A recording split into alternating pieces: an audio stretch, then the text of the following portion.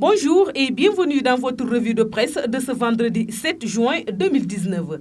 La presse quotidienne continue d'évoquer en long et en large dans sa livraison de ce vendredi les accusations de corruption en lien avec l'attribution de contrats pétroliers et gaziers au Sénégal. Une marée noire sans fin selon la formule du Témoin quotidien. Les révélations de la BBC sur un scandale à 10 milliards de dollars au parfum de corruption impliquant Franck Timis et Alioune Sall à travers les sociétés Petrotim, Timis Corporation et Agritans, une société appartenant aux frères du président de la République, annonce une marée noire sans fin, observe le Témoin le quotidien. Selon ce journal, la République, dans toutes ses composantes, est totalement secouée par une affaire qui n'a pas encore révélé ses contours en offshore profonde. Si l'on en croit le quotidien L'Observateur, de nouvelles révélations de l'ancien Premier ministre Abdoul Mbaye mouille Macky Sall, le président de la République. L'affaire éclabousse la République et les jugés gravissime. Elle touche directement le petit frère du chef de l'État. La porte de Timis pour braquer le pétrole sénégalais qu'il est ensuite parti revendre au prix cher à British Petroleum avec des royalties sur 40 ans estimées à presque 6 000 milliards de francs CFA, écrit L'Observateur. Le même journal d'ajouter, mais comment cela est-il arrivé? Qui en sont les principaux responsables au-delà de Alioune Sall, principale mise en cause? L'affaire semble relever du banditisme d'État. On cite les noms de Aly Ngouille Ndiaye, à l'époque ministre de l'Énergie, du président Sall et de son premier ministre d'alors, Abdoul Mbaye. Mais si le président Sall avait le dernier mot sur cette affaire, Abdoul Mbaye reconnaît avoir signé du faux avant d'alerter par la suite le chef de l'État. Aly Ngouille Ndiaye, qui refuse de parler de l'affaire, renvoie au mémorandum du gouvernement publié mercredi pour démentir les accusations de BBC, indique L'Observateur.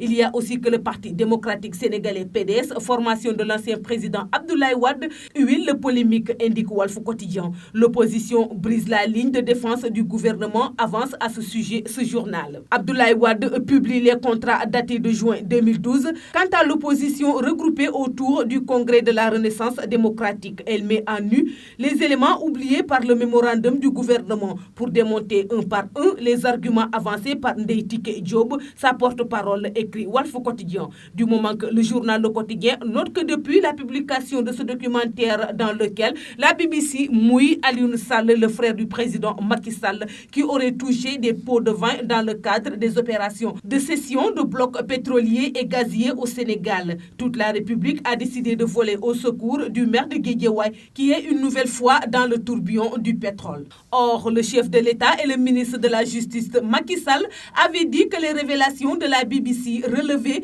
d'une affaire privée. Mais alors, se demande Tribune pourquoi l'État du Sénégal et la République tout entière se met-il au service d'un homme d'affaires agissant pour son compte propre et qui semble s'être brûlé les ailes au contrat de requin impitoyable. Depuis quand on a vu un gouvernement, toute une république monter au créneau sur une affaire privée, s'interroge également l'opposition Ousmane Sonko à la une de Vox Populi. Nous avons un gouvernement qui panique. En réalité, dit le leader de PASTEF, patriote du Sénégal pour le travail, l'éthique et la fraternité. Pour un traitement approprié, la rencontre africaine pour la défense des droits de l'homme, RADDHO, et la Ligue sénégalaise des droits de l'homme plaident respectivement la prise en charge de cette question par les corps de contrôle de l'État et une renégociation des contrats en question, rapporte Sud Quotidien. Sadiq Niasse et Maître Hassan Dioma Ndiaye, responsables de ces deux structures, exigent des mesures radicales de la part de l'État pour élucider une fois pour toutes lanterne des Sénégalais sur ce dossier, ajoute Sud Quotidien. Le Forum du justiciable, en revanche, invite au respect de la présomption d'innocence du frangin du président de la République, source A, alors que ce dernier, maire de Guédiawaye et directeur général de la Caisse des dépôts et consignations, est invité à la démission par une partie de l'opposition.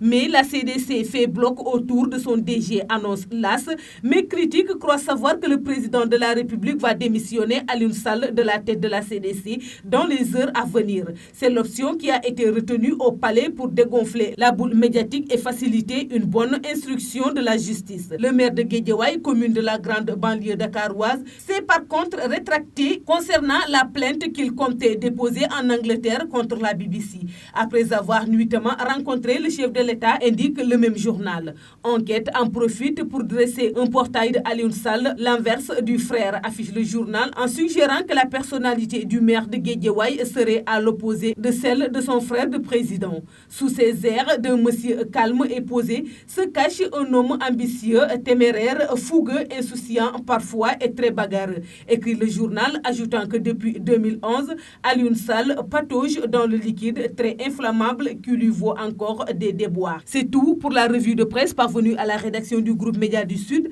Merci de nous avoir écoutés. Quant à moi, je vous donne rendez-vous demain. Au revoir.